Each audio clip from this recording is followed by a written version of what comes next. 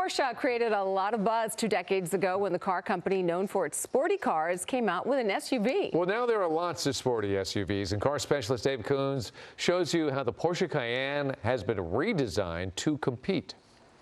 The Cayenne, updated for 2024. It's been a staple of the Porsche lineup for over 20 years now.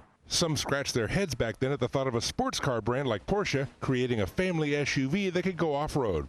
I was one of the first to drive the new creation, and the company spokesman at the time summed things up pretty well. Over 40% of their customers also owned an SUV, so why not a Porsche SUV?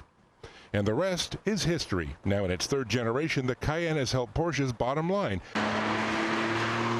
And that in turn has allowed them to continue to develop and refine the lower volume sports cars just as they've always done. The Cayenne was supplemented by the smaller Macan starting in 2014. Not only another volume seller, but the best seller in the Porsche lineup essentially since it came out. If one SUV was good for business, two is even better in this era of SUV popularity. The refinements to the Cayenne for 2024 are subtle and include slight styling tweaks front and rear, new displays inside, and the option of distinctive LED headlights. This is the coupe version, one of the variations of the Cayenne. Over the years, you've been able to get it with 8 cylinders, 6 cylinders, a hybrid, a plug-in hybrid, and even a diesel at one point.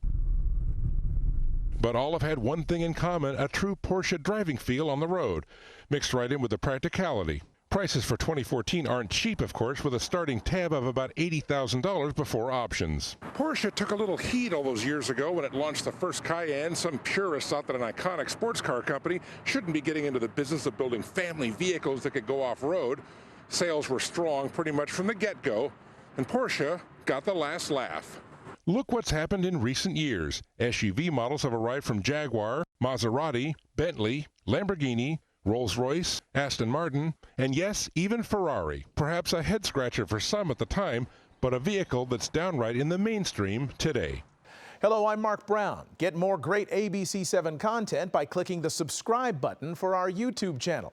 And download the ABC7 Los Angeles streaming app on Fire TV, Android TV, Apple TV, and Roku to watch on your TV.